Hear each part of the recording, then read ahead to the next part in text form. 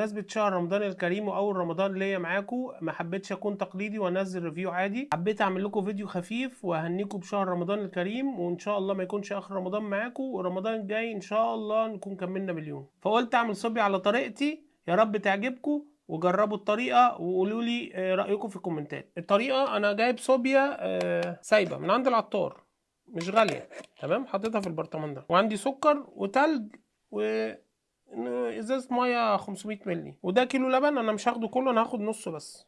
شوف الطريقه مع بعض، قول بسم الله. نقطع بس ايه حته عشان نفرغ هوا.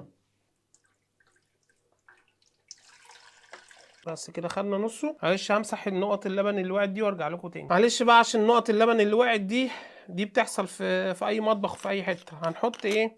احنا حطينا نص كيس اللبن. هنحط سكر، نقول بسم الله ان شاء الله مش هيقع. 1 2 3 حوالي 4 معالق سكر. هو السكر حسب الرغبه، في ناس بتحب الحاجه مسكره، في ناس بتحبها مظبوطه. احنا حطينا 4 معالق على نص كيلو لبن. وهنحط زيهم الصوبيا بسم الله، بس 4 مليانين كده. 2، بص المعلقه ازاي اهي. 3 4 معالق اهو. وهنحط تلج، ونحط ازازه ميه.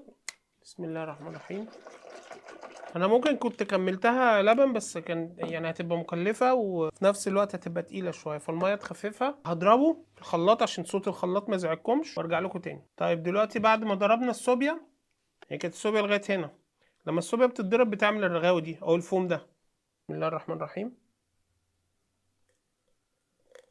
شايفين الحلاوه اهي. بسم الله الرحمن الرحيم، ندوقها كده ونشوف.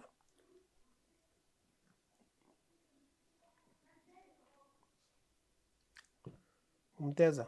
احلى حاجة لما تبقى عاملها في البيت، بتحط انت المقادير براحتك بقى، تزود سكر، تقلل سكر، تزود صوبيا، تزود لبن، غير الشارع مش هحط لك طبعا نص كيلو لبن على الخلاط ده اكيد يعني. وده كان الفيديو الخفيف بتاعنا النهارده. اقول لكم كل سنة وانتم طيبين، وان شاء الله نكمل مع بعض فيديوهات كتير ان شاء الله. اشوفكم في فيديوهات قادمة ان شاء الله، والسلام عليكم ورحمة الله وبركاته. مع السلامة.